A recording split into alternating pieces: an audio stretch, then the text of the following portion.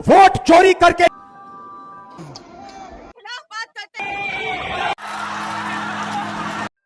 Destabilization of India by secret agencies.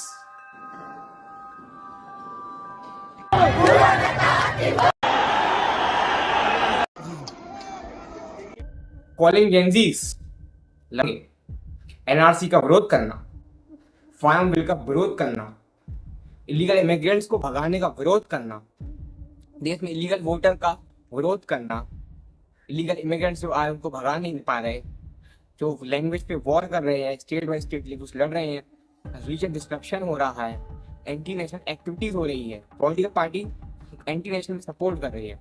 तो यही सब मांगे हैं जिनकी वजह से देश की सरकार की गड्डी और एंटी नेशनल एक्टिविटीज हो रही है। इसके कुछ एग्जांपल्स आप देखिए सामने आपके। अगर आप इस फांसीवादी सरकार के खिलाफ बात करते हैं और अच्छी तरह सुनिए, नरेंद्र मोदी वोट चोरी करके चुनाव जीत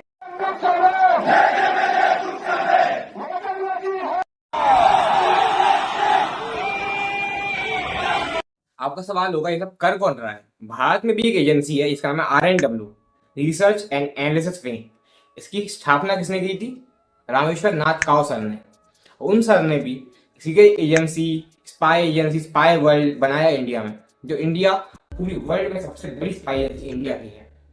और इस स्पाई एजेंसी जो होती है इंडिया में, जो है इस समय, कि ऐसे किसी को रिक्रूट भी नहीं करती, इस एजेंसी का भी दुनिया में यही काम है जो अपने काम है। अगर आपको कोई अननोन गनमैन चाहते हैं जो इंडिया के आप बोलेंगे मार देते हैं, तो वो काम भी इनका ही होता है। चलिए अब बात कर लेते हैं कि इनको फॉरेन फंडिंग कौन रहा है। एक एग्जांपल लेते हैं।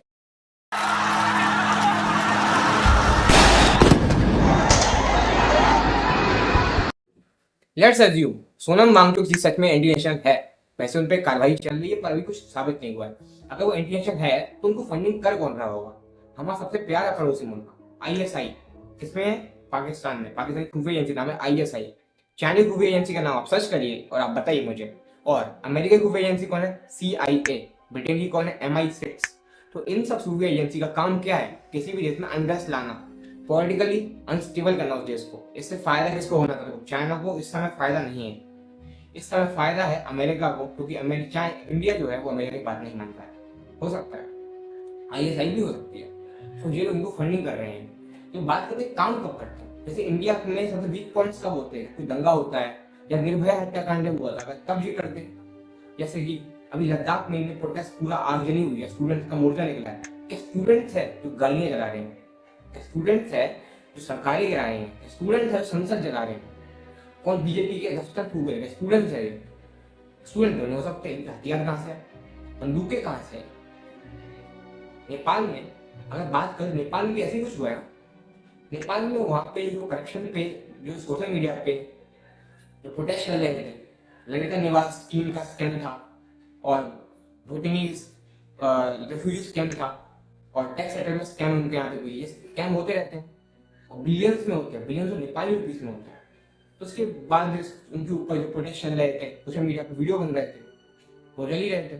पर एकदम से रोड पे आग कैसे गया? तो क्या हुआ कि इन्होंने प्रोटेस्ट किया, प्रोटेस्ट में हुआ क्या? आगजनी हुई, पुलिस ने गोली चलाई, गोली चलाई 2-3 लोग मर गए।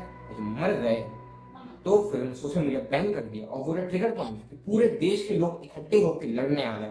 वही काम है इन लोगों का कि उस समय उनकी सरकार गिरा दी। कितने गिराई? क्या अमेरिका का फायदा था इसमें? क्या चाइना का था? अमेरिका का था। Thank you for watching. मैं लास्ट का रिकॉर्डिंग कर पाया, सॉरी। नेक्स्ट वीडियो में